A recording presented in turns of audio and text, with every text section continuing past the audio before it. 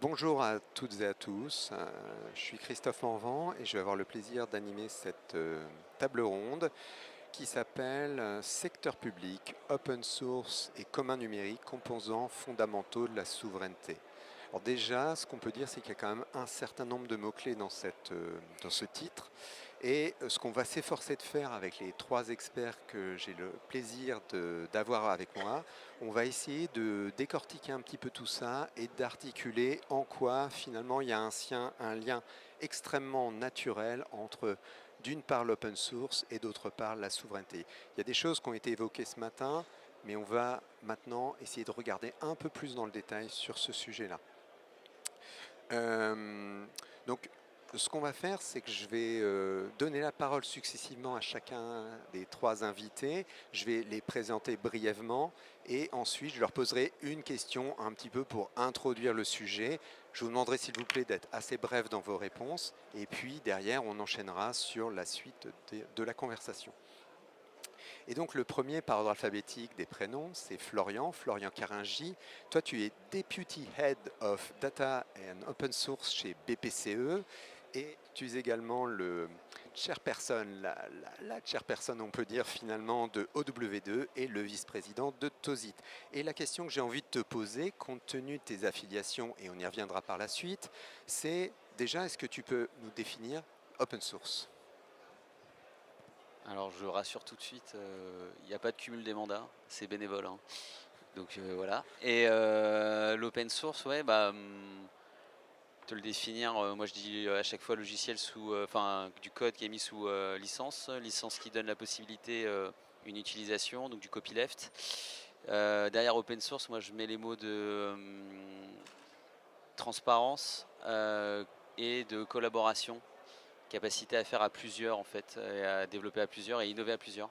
C'est un peu ce qu'on défend dans la typologie open source. Et donc derrière, dans la souveraineté, on en reparlera, mais gestion de la dépendance et de la résilience, quoi. Merci Florian. À présent, toujours dans cet ordre alphabétique, Julie Ripa, tu es codir de la suite numérique, tu es passé par l'ANCT, l'Agence numérique de la cohésion des territoires, et puis tu es intrapreneuse autour du projet CHAP. Et donc, la question que j'ai envie de te poser à toi, c'est est-ce que tu peux nous définir les communs numériques? Pour toi, qu'est-ce que c'est? Alors, les communs numériques, ça va être une ressource numérique qui est gérée par un groupe, donc une collectivité qui se donne des règles. Ce que j'appelle ressources numériques, ça va être de la donnée, du code, des specs, du contenu. Et des communs numériques qu'on connaît bien, ça va être Wikipédia, Linux. Mais ce qu'il faut savoir, c'est que les premiers communs, c'était pas des objets numériques, ça a été plutôt des paysages, des jardins partagés. Et donc là, depuis quelques dizaines d'années, les communs numériques sont sur le devant de la scène. Merci Julie. Et le dernier participant de cette table ronde, c'est, comme vous pouvez le voir sur la slide d'ailleurs, c'est Léon Bécante, qui est cofondateur et CTO de la société Scalingo, qui est une plateforme as a service hébergée sur Outscale dans une trajectoire Secnum Cloud. Et puis, ce que j'ai noté sur ton LinkedIn, c'est que tu t'écris comme un entrepreneur slash hacker. Et donc, la question que j'ai de poser à toi, c'est en quoi finalement Scalingo en tant que société est concerné par ce sujet de l'open source et des communs numériques. Bonjour à tous et à toutes, merci pour la question. Scalingo, en tant qu'entreprise technologique innovante, est concerné à plusieurs aspects sur l'open source. Un des premiers points, c'est que sans l'open source, la société n'existerait pas. Aujourd'hui, toutes les entreprises technologiques en fait, se basent sur un large panel de solutions open source qui sont considérées comme vraiment des briques élémentaires. Donc ça, c'est le premier rapport, c'est qu'on a une dépendance envers les communautés open source. Un autre point par rapport à Scalingo, c'est qu'on est une plateforme d'hébergement et en fait on permet aussi à des personnes, à nos clients, de facilement tester des solutions open source, facilement les déployer pour pouvoir en autonomie s'auto-héberger et tester ces technologies. Et le troisième point dans lequel on est particulièrement concerné au niveau de l'open source, c'est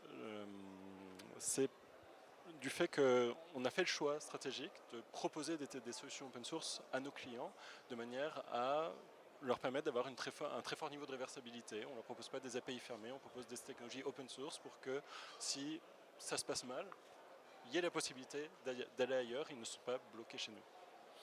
Merci Léo, merci à tous les trois. Alors, dans le processus de cette discussion, je propose maintenant qu'on essaye de discuter justement, approfondir un petit peu sur ce sujet open source et commun numérique. Et on va commencer peut-être par discuter un peu d'open source. Alors, évidemment, le premier sujet auquel on a envie de discuter, alors on a déjà beaucoup parlé ce matin, c'est un sujet auquel Outscale est particulièrement sensible, c'est le sujet de la souveraineté. Et sur cette souveraineté, Julie, j'ai envie de te demander, toi qui es à la DINUM, puisque la Cité numérique fait partie des produits portés par la DINUM, tu fais partie de la DINUM. La DINUM est une entité qui en France a un propos au sujet de la souveraineté. Est-ce que tu peux nous en dire un peu plus ta vision des choses, s'il te plaît? Donc tu me demandes de définir la souveraineté numérique pour la DINUM, c'est ça? Par exemple. Bon, déjà, la souveraineté numérique aujourd'hui, c'est un peu utilisé à tort et à travers. Et si on voulait être très droit et quand on maîtrise le français, la souveraineté c'est propre à l'État, donc on ne devrait pas parler de souveraineté numérique pour une entreprise. Mais si on passe, si on passe ça, je pense que en fait, la souveraineté numérique c'est vraiment donc l'immunité aux lois extraterritoriales et le fait de ne pas être dépendant d'un fournisseur, d'une technologie. Donc, souveraineté numérique, ça ne veut pas dire je vis en autarcie et je fais absolument tout seul, mais c'est plutôt être conscient de en fait, ses dépendances, pouvoir quand même maîtriser ses données, choisir ses outils, changer de prestataire si on a envie de changer de prestataire. Je dirais que c'est ça. Et après, la notion de souveraineté numérique, elle est quand même assez illusoire parce qu'on ne sera jamais souverain sur l'intégralité de la chaîne du matériel au logiciel. Ok, merci beaucoup. Et donc, sur ce sujet, ce qu'on comprend effectivement, c'est qu'il n'y a qu'une facette très importante de la souveraineté. En fait, c'est plutôt une logique de maîtrise de dépendance. Et en particulier pour les grandes sociétés, BPCE, est-ce que Florian, tu peux nous en dire un mot sur cette vision? Quelle est votre stratégie chez BPCE? Comment vous faites pour maîtriser vos dépendances? C'est la définition qui a été donnée par Julie, c'est exactement ça. On voit plutôt ça comme une autonomie stratégique. Ça veut dire les dépendances qu'on choisit, qu'on a, les analyser, les footprints aussi qu'on a par rapport aux acteurs. Et dans les leviers, il y en a plusieurs. On a la chance d'avoir des data centers en propre. Ça, c'est pas forcément le cas de tout le monde. Capacité d'avoir aussi l'expertise IT. Aujourd'hui, les banques, c'est les plus grosses DSI de France presque. Et aussi surtout du choix par rapport à la partie soft de l'open source.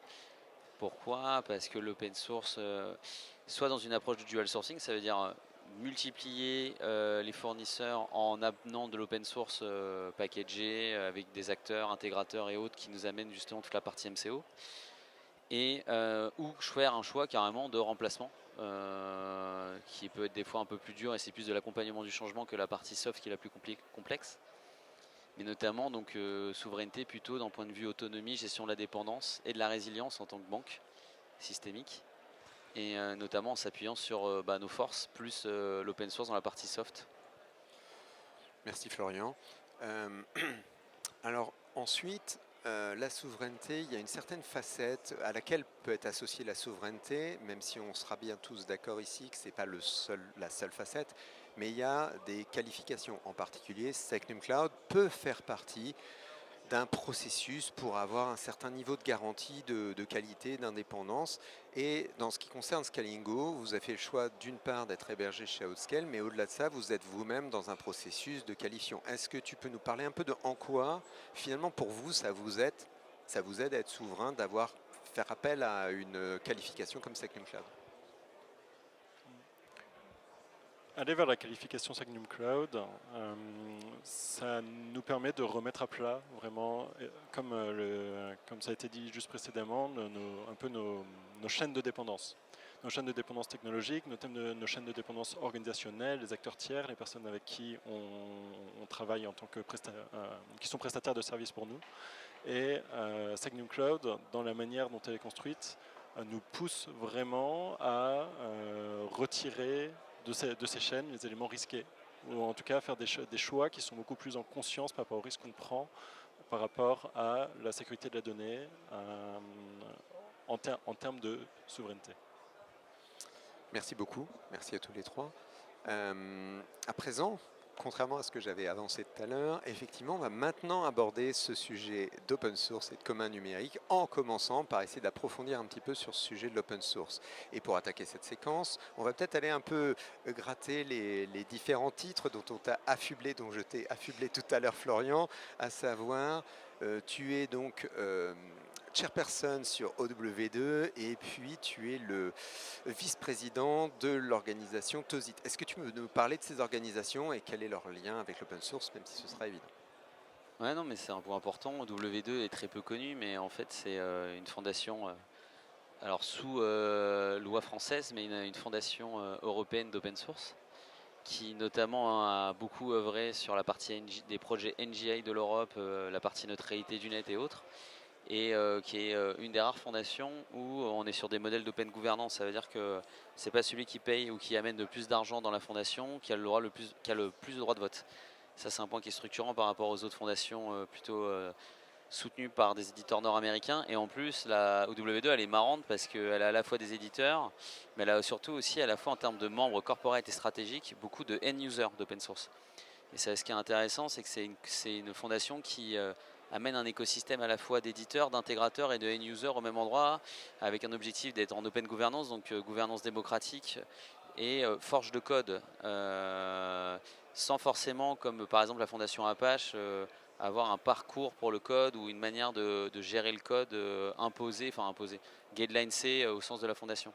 L'objectif, c'est vraiment une fondation plutôt ouverte, type européenne, non dépendante d'éditeurs au sens GAFAM du terme, dans les fonds, au sens fonds de gestion de la fondation. Et le TOSIT, c'est plutôt, je dirais, une association de la 1901, donc française aussi, qui a pour but de réunir des organisations publiques et privées autour de l'open source, avec un objectif de partage de bonnes pratiques, de co-développement s'il faut, et de cofinancement à plusieurs. Donc plutôt aussi dans une interaction privée-publique qui est assez intéressante, mais plus opérationnelle. La fondation a plutôt pour but vraiment d'une structure de communauté, de gouvernance et d'échange, là où l'association TOSIT, au niveau plutôt français, a pour but de la coopération publique-privée, notamment autour des sujets d'open source.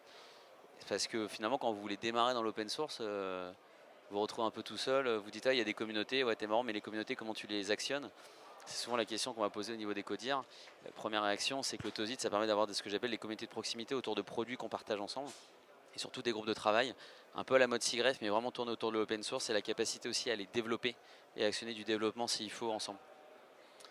Merci Florian, très clair. Julie, à la DINUM, vous avez fait le choix avec la suite numérique, qui est donc un ensemble de produits, on en a un tout petit peu parlé ce matin. Vous avez fait le choix de mettre ces développements en open source. Est-ce que tu peux nous expliquer les raisons de ce choix et peut-être essayer de décrire un petit peu comment vous vous positionnez peut-être? Ouais, donc peut-être pour rappeler, pour ceux qui ne connaissent pas la suite numérique, c'est un ensemble d'outils collaboratifs destinés aux agents publics. Ce sont des outils qui vont être donc simples, accessibles, open source et sécurisés. Et surtout, en fait, on les opère, nous, à la DINUM, et c'est hébergé sur des clouds souverains. Donc soit chez Outscale Secnum Cloud, soit carrément sur des clouds du ministère de l'Intérieur ou du ministère des Finances. Et donc on a tout fait en open source parce qu'on a une doctrine à la DINUM, on dit toujours public money, public code. L'idée c'est que en fait ce qui est payé avec les impôts puisse être réutilisé par tout le monde. Il y a un enjeu de transparence aussi, je pense, de se dire que en fait, les citoyens peuvent voir ce qui est produit. Et dans cet enjeu de transparence, on a un avantage qui est celui de la sécurité. En fait, plus notre code est accessible à tout le monde et plus on va pouvoir avoir des yeux qui vont vérifier toutes les contraintes de sécurité autour de ce qu'on produit. Il y a aussi un enjeu qui est d'encourager l'innovation. entre les administrations, les entreprises privées, les citoyens. L'année dernière, par exemple, on a organisé un hackathon autour de nos outils. On a eu 300 participants avec 17 pays, des entreprises privées, des particuliers, des administrations qui ont toutes collaboré autour de la suite numérique. Qu'est-ce qu'il y a d'autre comme avantage? L'open source, ça permet aussi de tester à moindre coût. Donc en fait, nous, on fait de l'open source, mais on s'appuie aussi sur des couches qui sont open source. Et en fait, ça nous a aussi permis de bosser avec d'autres pays européens. La suite numérique, il y a certains de nos outils, nos produits qui sont nés en fait d'une collaboration avec l'Allemagne. Et aujourd'hui, on a l'Allemagne, les Pays-Bas et pas mal d'autres pays qui se regroupent pour en fait travailler sur les mêmes enjeux parce qu'on a tous cet enjeu, merci Trump et l'actualité, de souveraineté numérique. Et donc en fait, ça nous permet de regrouper nos forces et de mutualiser nos développements et donc de réduire les coûts aussi puisqu'on travaille tous sur la même chose. J'ai une question qui n'était pas forcément planifiée, toujours pour toi Julie. La question c'est est-ce que vous pensez avoir réussi à constituer une communauté? Parce qu'on y reviendra peut-être un petit peu plus tard, mais il y a un enjeu de communauté. Est-ce que tu peux commenter un petit peu là-dessus? Ouais, en fait, l'open source, c'est la première étape, mais la grande ambition, peut-être que là, je vais sauter des étapes, que c'est la suite de la discussion, mais la grande ambition de la suite numérique, c'est de survivre au-delà de ce qui est fait à la DINUM. Nous, notre mission, c'est équiper les agents publics de la fonction publique de l'État. C'est pas de fournir une suite numérique aux citoyens, mais on aimerait que cette suite numérique, en fait, elle serve à des éditeurs privés, que ce soit repris et qu'en fait tout l'écosystème contribue et qu'une alternative aux GAFAM puisse naître de justement ce qu'on fait. Donc il y a encore de gros enjeux de gouvernance parce qu'aujourd'hui, nous, DINUM, on travaille avec d'autres pays, mais on a assez peu d'entreprises privées qui sont embarquées avec nous. Et donc il y a encore tout un travail de développement de cette communauté. Voilà. Merci beaucoup. Léo, Scalingo, tu nous as dit que vous êtes appuyé sur des solutions open source, mais tu as évoqué aussi le fait de contribution. Est-ce que tu peux me parler un peu des principales contributions que vous avez, vous, Scalingo, vis-à-vis des communautés open source? Il y a deux grandes types, on va dire, de contributions. Il y a des contributions qui sont plus des logiciels que nous, on a développés et qui nous servent de briques de base à fournir notre service, mais qui ne sont pas forcément, on va dire, core business. C'est des briques de base système, un peu du même type que celles qu'on a utilisées pour commencer. On s'est dit, ah, si on avait eu cette brique pour commencer, ça nous aurait aidé. Et donc, il y a des logiciels, souvent assez bas au niveau système, au niveau réseau, au niveau configuration réseau, que nous, on a développés et open sourcés et développés avec une vision pour que ces logiciels soient réutilisables par les autres et ne soient pas que liés à notre use case particulier. Et donc ici, il y a une petite famille de logiciels. Je ne vais pas rentrer dans les détails parce qu'ils sont très techniques, mais il y en a plusieurs qui sont accessibles sur notre GitHub de l'entreprise. Et il y a une autre famille de contributions qui sont la contribution à des outils dont on n'est pas les gestionnaires, je veux dire comme ça, qui sont soit complètement communautaires, soit gérés par d'autres entreprises et qui ont été open sourcés, que nous, on a décidé d'intégrer pour pouvoir rendre notre service. Et dans ce cas-là, on va se retrouver à faire des contributions de code à des logiciels où, par exemple, d'autres de nos concurrents font aussi des contributions de code. On se retrouve à utiliser des logiciels communs qui vont être améliorés par des entreprises qui vendent des services qui peuvent être proches, voire être en concurrence, mais derrière, on améliore des briques communes et donc on améliore, on va dire, la qualité de ce qui est faisable globalement dans l'écosystème technologique. Merci Léo. Là, j'ai listé un certain nombre de choses qui peuvent être des difficultés, des petits points de vigilance qu'on doit avoir vis-à-vis de l'open source. La première, c'est, on s'en est parlé en avance de phase, de temps en temps, l'open source, c'est indiqué comme un argument marketing, mais en réalité, ça reflète juste une boîte, une société qui va consommer de l'open source, éventuellement sans contribuer. Et donc là, est-ce que vous avez des commentaires à faire? Est-ce qu'il y a l'un d'entre vous qui souhaite prendre la parole sur ce sujet? Ou pas? En fait, ce qui est important, c'est il faut comprendre les modèles. Et l'objectif de l'équipe open source, par exemple, qu'on est en train de monter nous, c'est comprendre les modèles des éditeurs. Il y en a beaucoup qui vont dire qu'ils font de l'open source et oui, derrière, en fait, c'est un open core caché avec que des modules enterprise. Si tu n'as pas le module enterprise, de toute façon, l'open source, il est sympa, mais tu ne pourras pas en faire grand-chose. Donc en fait, il faut comprendre les modèles upstream aussi de participation aux écosystèmes et aux communautés, ce qui fait que les analyses, elles doivent être poussées à l'ensemble. Est-ce Voilà. que tu peux expliquer upstream? Je suis pas sûr que ce soit clair En pour fait, tout le monde. de participer à la chaîne en fait, de développement et de faire qu'à partir du moment où il y a des features qui ont été développées ou même du packaging de fixe et autres, que ça soit directement intégré dans le cercle vertueux de la brique open source sous-jacente dans lequel les développements ont été faits, quoi. Merci, merci Florian.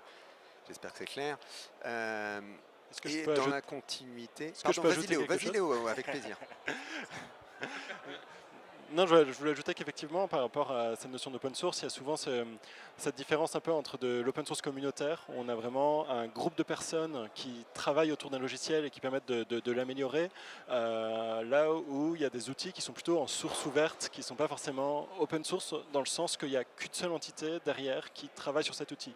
Et pour nous, société, on fournit des services managés, on se base sur des outils open source, on analyse toujours le risque de se dire est-ce qu'on peut intégrer cette solution? Elle a l'air open source, mais au final, si la politique de l'entreprise derrière change, quelle que soit la raison, ben en fait, peut-être tout à coup, on va être à pied de nez sur une technologie qu'on ne pourra plus utiliser, qui sera plus maintenue, qui va être jetée.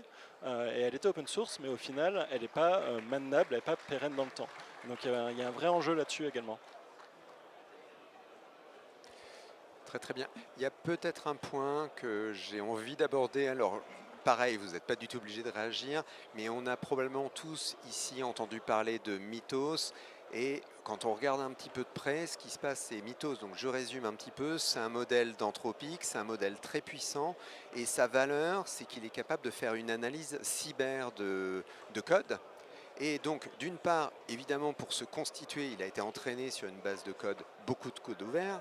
Et puis aujourd'hui, il est utilisé sur des projets open source pour identifier des vulnérabilités. La difficulté, c'est qu'historiquement, les projets open source, quand il y avait une vulnérabilité qui était identifiée, le projet pouvait s'organiser pour répondre. Avec Mythos, on passe une sorte d'échelle industrielle. Donc, est-ce que vous avez des commentaires à faire, quelque chose à dire? Vous avez une vision?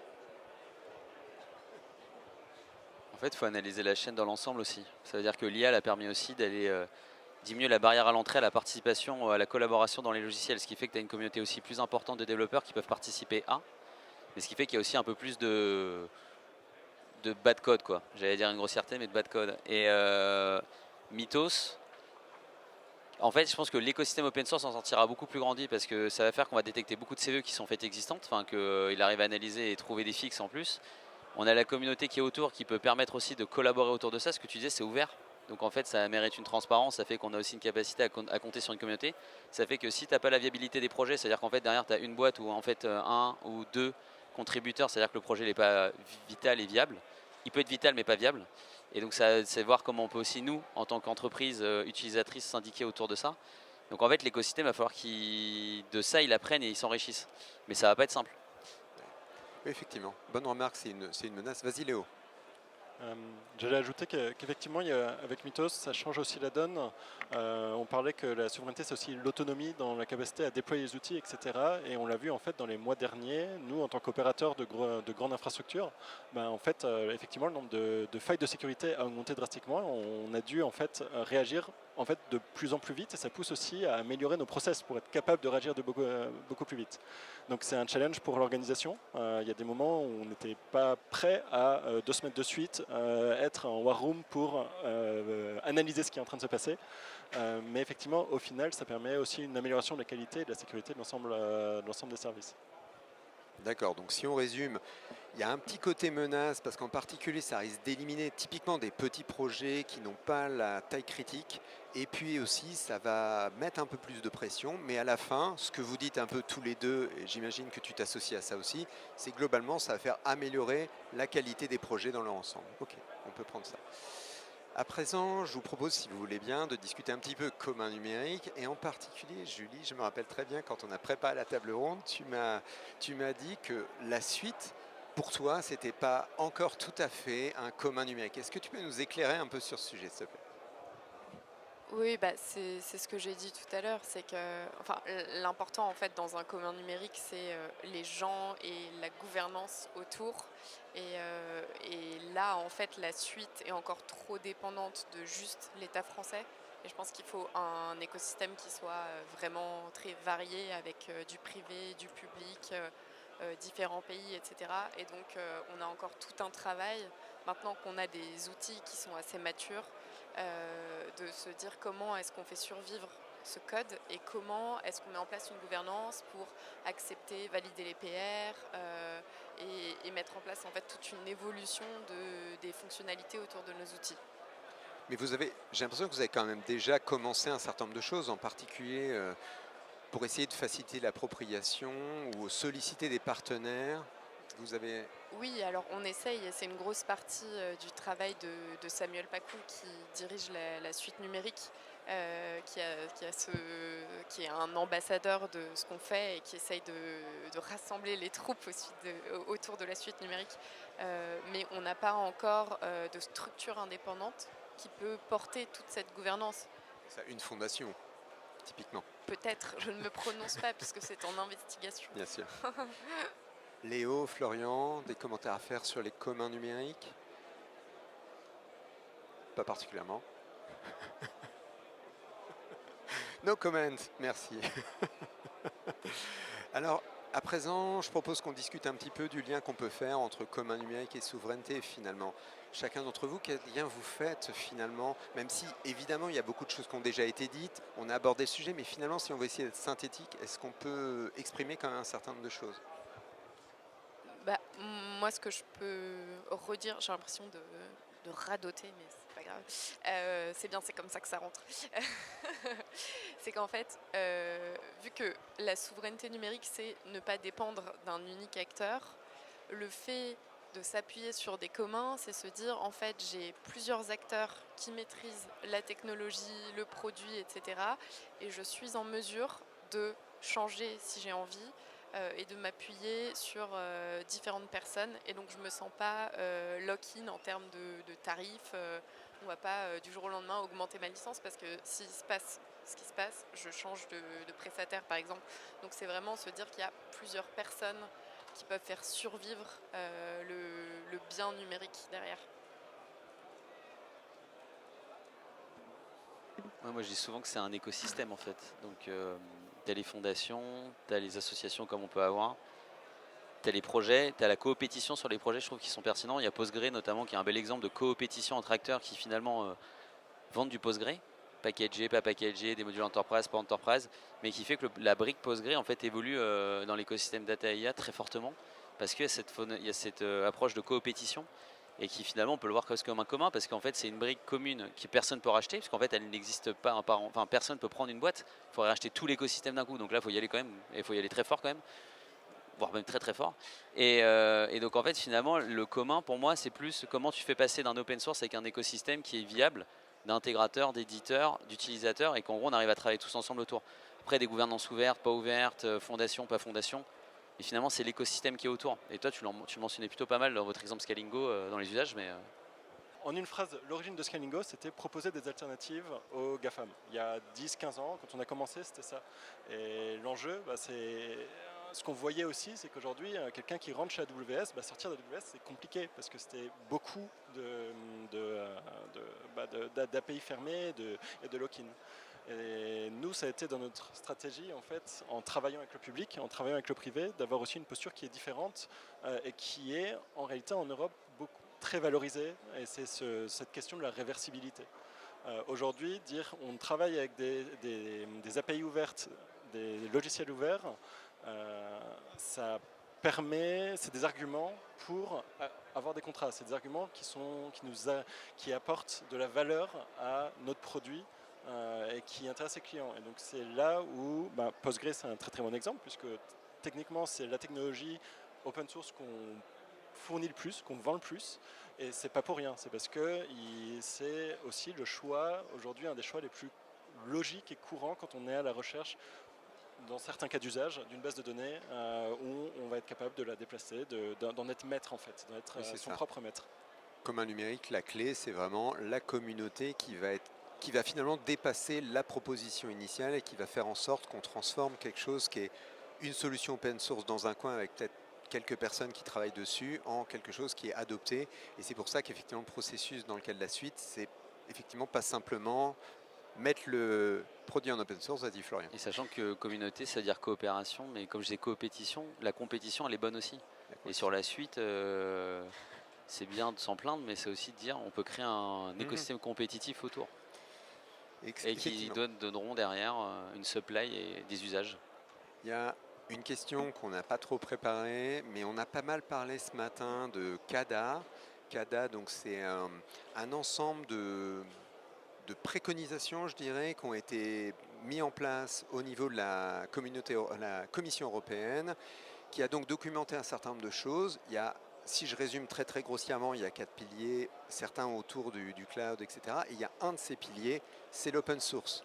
Et donc, est-ce que vous avez des commentaires à faire? Est-ce que vous avez déjà pris connaissance de ce sujet-là? C'est relativement frais, hein, donc on a tous découvert les choses récemment. Est-ce que vous les commentez? Florian? Je suis obligé. Là, dans le Tech Sovereignty Package, il y a le UE Open Source Strategy qui a été mentionné la semaine dernière et présenté par Ursula von der Leyen, notamment sur les travaux. Après, il y a à la lecture en fait, de ce qui a été mentionné, pour le moment, on est quand même plutôt sur une promotion qu'une adoption large, ou avec une stratégie industrielle sous-jacente, mais une promotion autour de ce qu'ils vont appeler les briques critiques, et le fait de travailler autour de la supply et de l'écosystème pour le maintenir et la résilience de ces briques-là. Parce qu'on voit que en fait, 80% en moyenne du code des logiciels propriétaires dépendent de ça. Internet dépend finalement de code open source. À un moment donné, en fait, vous avez toujours l'image en gros d'une grosse infrastructure et derrière vous avez un mec qui tient toute l'infrastructure sur son dos parce qu'en fait c'est lui qui a fait le tout petit bout de code là qu'on utilise tous en fait dans nos logiciels. Et donc il y a, je pense, c'est plutôt la notion de résilience, de supply, de la cyber sous-jacente. C'est pas encore non plus une promotion industrielle de l'open source. Donc il y a encore des choses à travailler pour nous en tant qu'écosystème open source. Mais le fait que ça soit mentionné dans les 4 piliers autour du cloud et de l'AI, de la digitalisation de l'énergie, et il manque le dernier, les chips, bah, je trouve que c'est quand même un beau message déjà envoyé, parce qu'il y a déjà eu un gros lobby des éditeurs aussi, donc voilà. First point gagné dans le match. Merci Florian. Léo? Et sur le pilier open source, un des points intéressants justement de ce que dit la commission, j'ai trouvé, c'est aussi d'attester qu'aujourd'hui, même au sein de ces communautés open source, il y a quand même une grande partie qui, in fine, est financée et développée par les GAFAM. Et donc, l'enjeu, enfin la commission, elle dit bien, et elle met en avant le fait de faire des actions pour faire de la promotion de projets open source, d'initiatives open source, de fondations open source, justement qui sortent des GAFAM et qui soient vraiment sur le territoire européen, et donc par des financements, par différents mécanismes. Et donc ça, c'était aussi très intéressant de voir mis un peu en exergue, comme un point très important par rapport à la souveraineté numérique, ce point-là. Et peut-être si je peux ajouter un truc qui est arrivé avant la publication de cette stratégie open source de la Commission, c'est la création d'un EDIC, donc une structure juridique au niveau de l'Europe qui a été créée justement par coalition avec plusieurs pays européens et qui a pour but de financer la maintenance de communs et de promouvoir le type d'initiative, des types d'initiatives comme la suite numérique, et donc des outils souverains et open source. Et donc tout ça, c'est financé par l'Europe.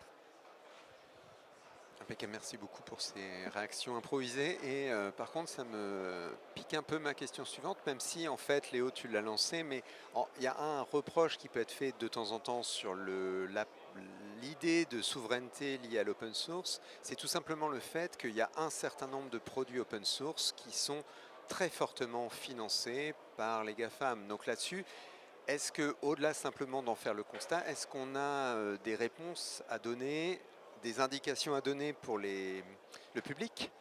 Et Florian va sans doute avoir quelque chose à dire. Bah, bougez-vous quoi. Je sais pas quoi dire de plus. Ce que j'ai dit à des éditeurs la semaine dernière, il y en a un qui m'a dit mais pourquoi j'entrerais dans Double 2? Je lui ai dit bah pourquoi tu me dis alors que tu es l'alternative européenne de telle boîte? Je dis pourquoi tu viens pas dans une fondation qui est l'alternative? Parce qu'en fait la réalité c'est qu'il faut regarder juste qui finance Linux, qui finance Apache, c'est tout. Moi j'ai rien d'autre à dire de plus. Si on veut se bouger, on peut se bouger, on a les moyens de faire. À un moment donné, il faut mettre de l'argent sur la table et l'envie de faire. Donc Voilà. ta préconisation, c'est en fait soutenir l'écosystème Engagez-vous. open source présent, Ouais. les fondations. En fait, l'écosystème, ce qui est intéressant, c'est qu'il y en a beaucoup qui font de l'open source sans forcément le dire, ou qui ont une stratégie. À un moment donné, l'écosystème, il faut le financer aussi. On ne peut pas reprocher aux GAFAM en fait, aujourd'hui de financer les fondations qui permettent de faire tourner en fait, plus de 50% peut-être des briques qu'on utilise au quotidien, quoi. Quand on regarde tous les... je crois que la fondation Apache, c'est plus de 350 ou 400 projets hostés et donc managés, etc., par leur forge, les PMC, donc tout l'écosystème de la fondation Apache. Quand on regarde, je crois que c'est plus de 250 logiciels sur les briques Data IA. Anthropic, ils ont signé une charte avec eux, Responsible, pour faire que Claude demain mentionne les crédits de la fondation Apache quand on veut redévelopper un projet de la fondation. Ils ont donné accès à Mythos à la fondation Apache en amont. Donc en fait, ça veut dire que même l'écosystème GAFAM se syndique autour de leur fondation, il faut le dire. Mais derrière, elles font tourner aussi tout l'écosystème. Donc à un moment donné, c'est très beau de dire c'est moche, hein, il y a beaucoup de Nord-Américains, mais à un moment donné, il faut se bouger et financer. Il ne faut pas oublier les Chinois aussi. Ils sont en train de faire énormément de choses sur des publications et structurer une démarche très open source et qu'ils le font plutôt à une échelle assez importante. Et si je prends un point de vue d'entreprise privée, il y a aussi tout l'axe d'une certaine manière du financement, où le fait qu'aux États-Unis, la tech est tellement financée par rapport à ce qu'on a en Europe. Or, pour pouvoir on va dire résister ou continuer à utiliser un logiciel open source qu'il faudrait forker parce que la licence le permet, donc maintenir de son côté, en fait, on a besoin de compétences, de connaissances, de gens formés. Et en fait, créer des entreprises dans le monde technologique et faire monter en compétences un vivier d'ingénieurs, de personnes qui sont capables de comprendre et de prendre le relais, c'est aussi ça qui crée une certaine souveraineté sur le territoire. Parce qu'aujourd'hui, beaucoup de cette connaissance en fait est absorbée ailleurs. Donc il y a cet accès-là aussi qui impacte la souveraineté, c'est les talents d'une certaine manière. Tu as un peu jargonné, donc moi ça m'a donné l'idée d'une question. Là encore, pas tout à fait prévu, mais peut-être c'est un moment de peut-être faire un tout petit peu de pédagogie parce que tu as parlé de forquer, etc. Il y a un sujet qu'on n'a pas du tout abordé, on ne l'avait pas forcément anticipé trop, mais c'est un sujet qui est hyper important dans l'open source, c'est la notion de licence. Ça a été un tout petit peu évoqué au début, il y a cette logique de licence et il y a un problème qu'on n'a pas listé, c'est que de temps en temps, une entreprise, quand elle est propriétaire d'un logiciel, fut-il open source, un jour ou l'autre, elle peut changer la licence. Donc tu as évoqué le sujet de forquer, est-ce qu'il y en a un parmi vous qui veut prendre la parole ou une qui veut prendre la parole pour pouvoir peut-être expliquer un peu ce processus, comment ça se passe et quelles sont les réponses de la communauté? Donc parler du fork. L'idée du fork, c'est, enfin, parce que tu as mentionné le fait de fermer entre guillemets la licence ou les repos. Ce qu'il faut savoir par exemple aussi, c'est qu'il y a des formidables choses qui existent sur le marché qu'on connaît très peu. Il y a Software Heritage notamment, que vous pouvez financer en don, qui permet aujourd'hui en fait de capter le web et de backuper le web. Et donc notamment quand un code est mis sous licence, c'est une licence. Donc ça veut dire à l'instant T, le code il est sous licence A. Le jour où vous changez la licence, c'est à l'instant T plus 1 qu'il est sous licence B. Mais le code existera toujours sous licence A. Sauf que le problème c'est qu'ils veulent souvent le faire disparaître des forges de code. Mais Software Heritage backup le web. Ça c'est hyper important parce que ça permet déjà d'avoir du backup et de nous sécuriser autour de ça. Après le fork c'est juste, ça arrive très souvent dans les communautés. Souvent quand vous avez un produit qui n'est pas géré par on va dire une gouvernance ouverte, imposée par un éditeur ou un gros utilisateur consommateur, ça arrivait sur Presto par exemple, et ben, il y a une partie de la communauté qui décide de se syndiquer ensemble et de forker le projet, donc en fait de créer un nouveau chemin du code à un instant T et de faire vivre le projet différemment du projet open source existant. Par contre, quand on fork, on hérite de la licence du code. On peut pas. Il y a des licences qui sont plus ou moins permissives, donc à un moment donné, il y a des associations de licences qui se font pas, mais il y a des associations permissives qui permettent d'aller plus loin. Et après, il y a des licences par exemple qui vous permettent un usage à non but commercial, donc plutôt dans un but de production et un autre but commercial. Il y a des usages par exemple des licences à usage de recherche. Vous avez le droit d'utiliser de la recherche et pas de la production au sens business. Après, il y a toute l'analyse de licence qui doit se faire et c'est souvent pour ça qu'on a des OSPO, des Open Source Program Office qui se montent dans les entreprises pour gérer ça en fait dans le temps. Ce qu'on peut dire quand même sur le principe de licence, c'est qu'évidemment la licence, comme tu l'as dit, elle s'impose à un instant T. Mais quand l'éditeur change de licence, en règle générale, s'il est un minimum correct, il donne un peu un délai de prévenance, ce qui fait qu'un fork peut naître à ce moment-là, et ça s'est produit quand même un certain nombre de fois dans l'histoire. Mais c'est vrai que comme tu le mentionnes, la Heritage Foundation, elle peut être aussi assez intéressante parce qu'elle assure, là encore, c'est un peu un commun numérique, c'est quelque chose qui est partagé par tous, mais financé par peu. On est en train de s'approcher tranquillement du terme de cette table ronde. Il nous restait un petit sujet qui était le sujet de l'open source dans le numérique. Est-ce que vous avez des commentaires à faire? On avait évoqué un sujet, mais je vous laisse la main si vous avez envie d'orienter les choses un peu différemment. Mais sinon, je peux vous rappeler le sujet. Tu veux dire quoi, le fait que l'open source c'est les fondations même du numérique? Non, c'était. Disons que si tu es inspiré, je te laisse parler. C'est votre table ronde. Moi, je ne suis qu'un modeste animateur. Là, il va falloir que tu donnes plus d'infos parce que je peux te faire Non. toute une heure sur les fondations du numérique. Non. Donc, on s'était dit, le numérique marche très bien et il y a un contexte particulier où ça marche vraiment bien. C'est une approche qui a été portée par un petit acteur du numérique qui fait des puces, des GPU, et Nvidia. Oui, je suis désolé. Ah non, je rigole. En fait, je m'en sers beaucoup comme exemple en interne parce que souvent on me dit l'open source c'était sympa avec ça, mais ça crée pas d'argent.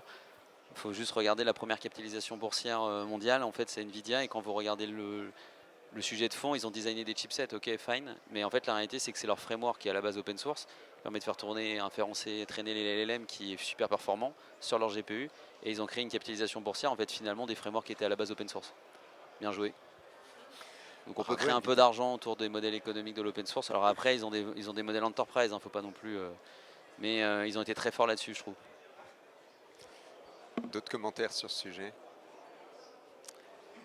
Vas-y Léo. Si on fait le lien avec le côté succès commercial et open source, il y a aussi le fait que avoir des logiciels open source, c'est génial. Les opérer, savoir les gérer, les scaler, les maintenir, la gestion, on va dire en conditions réelles de production, en fait, c'est aussi là-dessus qu'il y a de la valeur.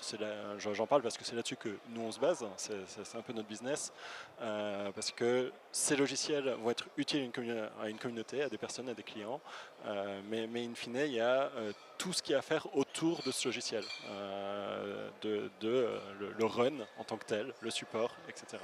Et donc là-dessus, il y a aussi des modèles très présents qui se basent sur de l'open source et au final qui permettent un succès commercial. Merci Léo. Et donc je vous propose, si ça vous convient, pour conclure cette session, je vous laisse à chacun la parole, Quartil, pour essayer de faire votre synthèse. Qu'est-ce que vous en retenez? Qu'est-ce que vous aimeriez que le public ici présent retienne en fait de cette table ronde? C'est quoi le point clé pour vous? Et peut-être, vas-y Julie. Je suis prise au dépourvu. Vive l'open source, et on est encore loin de la souveraineté numérique, mais ça passera forcément par des communs, et donc moi je vais prêcher pour ma paroisse. J'appelle les éditeurs, les citoyens, etc. à rejoindre notre future gouvernance autour de la suite numérique, qui n'existe pas encore, mais qui sera certainement très chouette. Je crois que l'appel est lancé. Léo? Je pourrais prendre la suite et dire utilisez la suite numérique et venez la déployer chez Scalingo, ça fonctionne très très bien. Et plus globalement, effectivement, je pense qu'il y a un enjeu important, et notamment pour les entreprises, de la question de soutenir les projets que vous utilisez pour pas que ces projets ne dépendent que d'acteurs extérieurs, on parle de souveraineté, et parce que c'est également normal de redonner, soit en contribution de code, soit en argent sonnant et trébuchant. Merci Léo. Florian, le mot de la fin. L'open source n'est pas gratuit. Voilà. Bougez-vous, syndiquez-vous, il y a de quoi faire.